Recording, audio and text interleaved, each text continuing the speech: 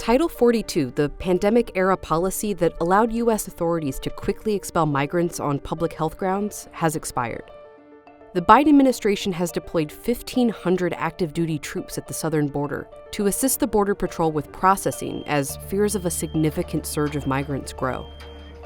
Wall Street Journal's Alicia Caldwell reports from El Paso, Texas, and explains what Title 42 is, the effect it has had on the border, and what comes next. Title 42 is a public health law that was used by the Trump administration to quickly remove or expel migrants who cross the border illegally intending to ask for asylum. The policy's name comes from Title 42 of the U.S. Legal Code, which is a body of public health laws. The Trump administration began using it in March 2020 to turn back migrants on grounds that they might bring COVID-19 into the U.S. Under the policy, most migrants were sent back to Mexico after Border Patrol agents recorded their names and fingerprints. Border Patrol and the U.S. government has been quick to point out it was not an immigration law, so it carried with it no immigration penalties. The measure proved to be far from an ideal enforcement tool. It had the unexpected result of making it easier for non-asylum migrants to attempt repeated border crossings. So if you got caught, got returned, you lived to see another day in terms of your immigration opportunity or chance to cross the border illegally again and make it through. Authorities had already recorded big increases in illegal crossings leading up to Title 42's expiration. In March, cities like El Paso experienced a 54% increase in Border Patrol encounters compared to the same period last year. Looking at the southwest border overall, total encounters increased 25% in the same period. The change in border policy has also created confusion among migrants. There's tremendous disinformation, and smugglers have an interest in pushing people across the border now. I want to be very clear. Our borders are not open. People who cross our border unlawfully and without a legal basis to remain will be promptly processed and removed. The governors of Arizona and Texas have said that the Biden administration's policies inadequately secure the border, leaving them to bear the brunt of the migrant waves.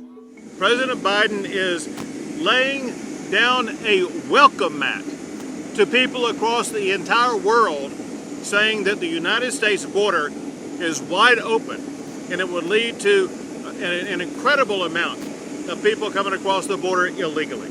The Secretary of Homeland Security, Alejandro Mayorkas, said the administration is employing a combination of existing immigration laws and a new set of measures to address the migrant surge. People who arrive at our southern border will be subject to our immigration enforcement authorities under Title 8 of the United States Code.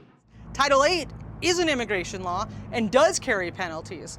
It is technically a misdemeanor to cross the border without permission, and those who do and are returned face a 5-year ban from returning to the country legally.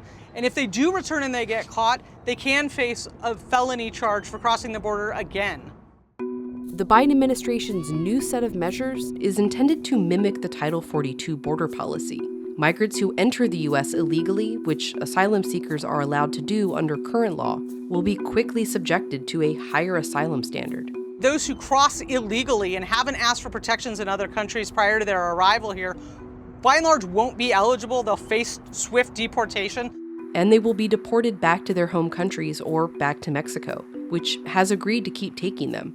The administration also plans to open new migrant processing centers in Guatemala and Colombia to create some legal pathways for asylum seekers. Yet it's unclear when the centers would open or how much impact they will have. They're also pushing people to use the CBP One app. It's an app that you can make an appointment to come to a legal border crossing, a port of entry, and make your case to enter the United States. Asylum seekers at the border will be essentially barred from entering the country under the rules, unless they use the app's appointment system. Ahorita como la aplicación CBP One tiene muchísimos problemas, está marcando error, no está marcando citas, en la hora se queda trabada, y hay muchísimos errores en esa aplicación.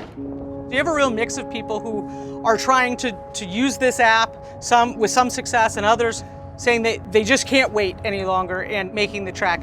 The expectation is that a lot of people will simply make the effort to cross and see what happens. Ya buscar un bienestar para los niños.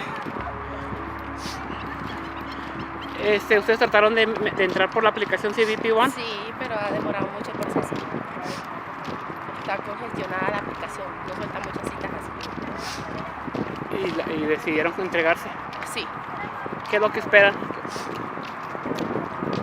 ¿Poder pasar?